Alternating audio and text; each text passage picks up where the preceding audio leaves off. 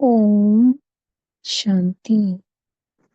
आज 24 नवंबर 2024 के अव्यक्त महावाक्यों का चिंतन है। आज रिवाइज कोर्स है 15 दिसंबर 2002 की मुरली का। आज मीठे बाप दादा जी सभी बच्चों को जो स्वमानों से सजे हुए हैं, सभी स्वमानधारी बच्चों को देख करके खुश हो रहे थे। संगम पर खुद परमात्मा, वो वर्ल्ड ऑलमाइटी अथॉरिटी हमें स्वमान देती है, जो पूरे कल्प में किसी को इतना बड़ा स्वमान नहीं मिलता। बाबा ने पूरी हमें माला तैयार की करके दी है।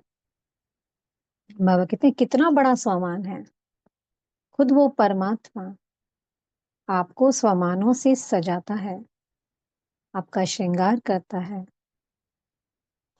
स्वमान अर्थात आपको कितने टाइटल दे दिए, आपको स्मृति दिलाई आपके स्वरूपों की। तो बाबा कहते हैं ऐसा नशा रहता है अपने स्वमान का।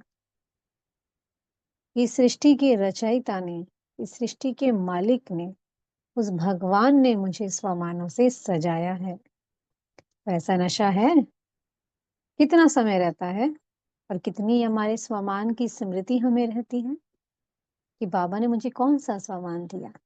कहा तो मैं देहभान के नशे में चूर था, और कहा मुझे मेरे शांत स्वरूप का, मेरे आत्मिक स्वरूप के स्वमानों की माला पहना दी मुझे। तो आज फिर बाप दादा ने अमृत वेले सब बच्चों को देखा कि बच्चों की स्मृति में कितने स्वमानों की माला रहती है, कितने स्वमान रहते हैं बच्चों की स्मृति में। स्वमानों की माला धारण की है, रहते हैं स्वमान स्मृति में बच्चों के। स्वमान अर्थात स्मृति में रहना, उस स्थिति में स्थित रहना। जैसे कि एक स्वमान लिया हमने, मैं शांत स्वरूप आत्मा हूं, तो क्या मैं पूरा दिन उस स्वमान में टिकी? कितना मैंने उस स्थिति में स्थित रही अपने शांत स्वरूप में? इसे बाप दादा कह रहे हैं।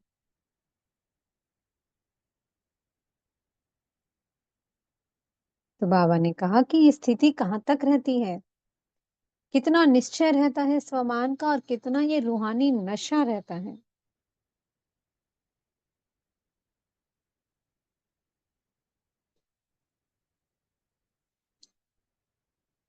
बाप दादा को पता है कि बच्चों का लक्ष्य बड़ा ऊंचा है। हर एक बच्चा बाप समान बनना चाहता है। तो बाबा ने कहा लक्ष्य तो बहुत ऊंचा, लेकिन लक्षण, लक्षण में कितनी समानता है आपके? जैसे बाप ऊंचे थे ऊंचा है, तो बाप समान बनने का जो लक्ष्य है ये भी तो कितना ऊंचा है। तो लक्षण भी तो होने चाहिए ना। अब बाप दादा लक्ष्य तो सुन लिया बाबा ने, कहते हैं अब मैं लक्षण भी देखना चाहता हूँ उस लक्ष्य के। एक है हमारे निराकारी पिता, शिव बाबा समान निराकारी बनना। एक है ब्रह्मा बाबा, वो है हमारे साकारी पिता, उनके समान फरिश्ता स्वरूप में स्थित होना। दो स्वरूप है ना, तो बने बाप समान। कितना स्वरूप, कितना समय हमें स्मृति में रहता है। तो बाबा ने कहा अब इस समय को समीप लाओ, प्रत्यक्षता को समीप लाओ। बाबा कहते हैं कई बच्चे बड़ी मेहनत करते हैं कि बाप समान बनना है, बाप समान बनना है, बड़ी दिल में रहता है उनके। लेकिन बाबा कहते हैं जहाँ मोहब्बत होती है ना, वहाँ मेहनत नहीं करनी पड़ती। मोहब्बत में आत्मा झूलते झूलते ही अपने आप उस लक्ष्य के समीप पहुंच जाती है। तो बाबा ने कहा इसलिए मेहनत नहीं करनी है, मोहब्बत करनी है। 63 जन्मों से देह भान की, देह अभिमान की जो नेचर थी वो नेचुरल बन गई। 63 जन्मों से देह भान में रह रहे हैं। तो बाबा ने कहा अब देह की जगह देही बन जाओ। अब देही अभिमानों को, अभिमानी स्थिति को अपना नेचर बना लो, जो नेचुरल बन जाए। आदि में हम सब ऐसे ही रहते थे ना, सत्युग और त्रेता में। देही अभिमानी स्थिति हमारी नेचर थी, हमारी नेचुरल था वो। फिर द्वापर कलयुग से देह अभिमान नेचुरल बन गया। तो बाबा कहते हैं नेचर बदलो। अब तक उल्टे चलते आ रहे थे, अब बाबा हमें सुलटा बनाते हैं, सीधा बनाते हैं। तो बाप दादा हर बच्चे की अब देही अभिमानी स्थिति को नेचुरल देखना चाहते हैं, देह अभिमान को नहीं। दादियां भी आपस में रो रिहान करती हैं कि अब ये बाप समान अवस्था नेचुरल बन जाए, कर्मातीत अवस्था, फरिश्ता अवस्था नेचुरल बन जाए। दादियों को भी बार बार आता है। तो बाबा ने बताया कि फरिश्ता बनना या निराकारी अवस्था को प्राप्त करना, इसको प्राप्त करने का एक साधन है निरअहंकारी बनना। एकदम सरलता आ जाए, किसी भी प्रकार का देह अभिमान ना आए, अहंकार ना आए। देह भान आता है तो अभिमान आता है, और इसका भी मोटा रूप फिर अहंकार आता है। तो बाबा ने क्या कहा, निरअहंकारी। निरअहंकारी ही निराकारी बन सकता है। किसी भी प्रकार का सूक्ष्म ते सूक्ष्म अहंकार ना हो।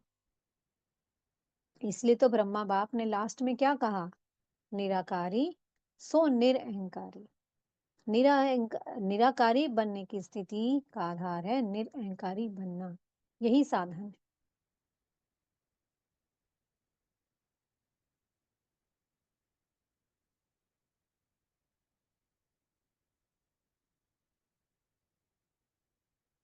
इसलिए बाबा ने कहा कि अपने बोल में, कर्म में सिर्फ अपने ये 3 शब्द याद करो जो ब्रह्मा बाप ने अंतिम शब्द बोले थे, निराकारी, निरअहंकारी, सो निर्विकारी। ये महामंत्र है जो ब्रह्मा बाप ने अंतिम शब्दों के रूप में ब्राह्मण बच्चों को दिया। तो निरहंकारी बनने का पूरा पूरा हमें पुरुषार्थ करना है, बहुत अटेंशन रखना है, कहाँ कमी है, अपनी चेकिंग करनी है। आज बाप दादा ने फिर ये कहा कि कोर्स तो कराते हो, कोर्स कराओ, लेकिन साथ साथ शक्ति भी भरनी है। कोई आत्मा आए, कोर्स करे, लेकिन साथ में उसे क्या अनुभव हो कि हमें शक्ति मिली, हमें शक्ति की अंजलि मिली, उसे अनुभव हो रूहानियत का। और ये कब हो सकता है, जब आत्मा स्वयं योग युक्त हो, जब उस आत्मा की स्थिति ही योग युक्त हो। एक योग युक्त आत्मा ही सम्मुखाई आत्मा को शक्ति की अनुभूति करा सकती है, रूहानियत की अनुभूति करा सकती है। तो बाबा ने कहा फिर सब बाप समान बन जाएंगे, तो अपने लक्षण को समान बनाओ लक्ष्य के।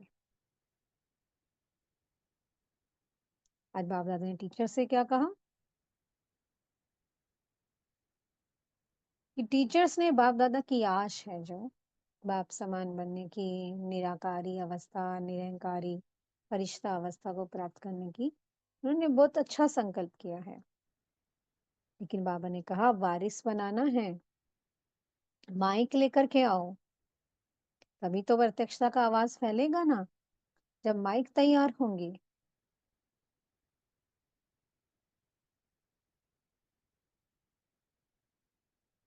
जब शक्तियां प्रत्यक्ष होंगी तब भाव प्रत्यक्ष होगा। बाबा ने कहा इसलिए तैयार करो मीडिया को, माइक तैयार करो।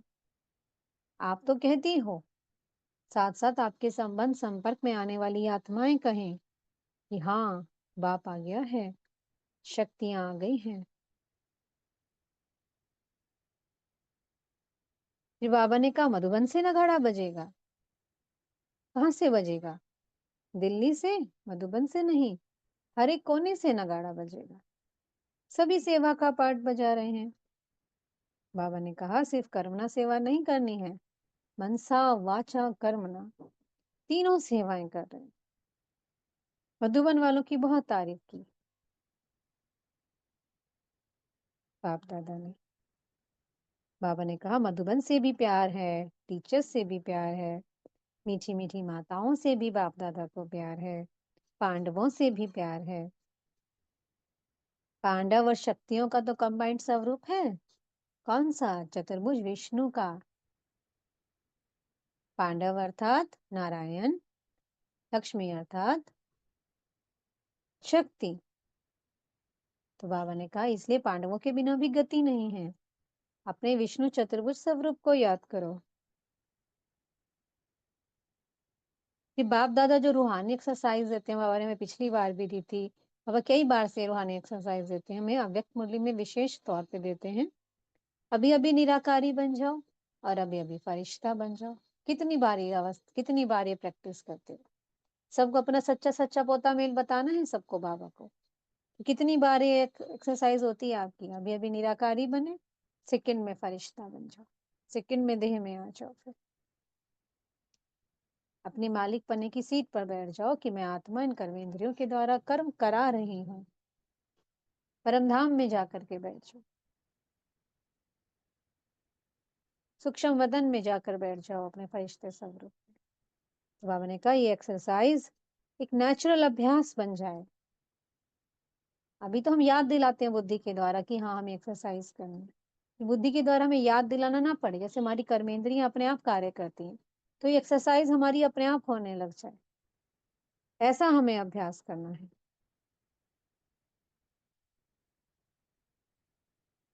उनके सतगुरु जी ने आज वरदान दिया है, लौकिक अलौकिक जीवन में सदा न्यारे बन, परमात्म साथ के अनुभव द्वारा नष्टो मोहाभव। बाबा ने कहा सदा न्यारे रहने की निशानी क्या है। जो सदा न्यारा रहता है,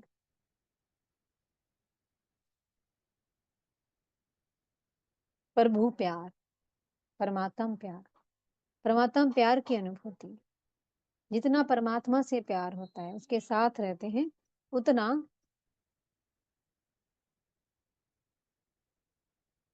इस संबंध संपर्क में जब हम आते हैं तो एकदम न्यारे बन जाते हैं। हर कर्म करते हुए न्यारे बनते हैं, हर सेवा करते हुए न्यारे बनते हैं। प्यार किसको कहा जाता है? जो हमेशा हमारे साथ रहे। तो जब बाबा हमारे साथ है तो सारे बोझ, चाहे आपकी कर्मना सेवाएं हैं, चाहे आपकी सूक्ष्म सेवाएं हैं, जो भी कोई मन में कुछ हलचल आती है, सब कुछ बाबा को सौंप दो। वो साथ है ना।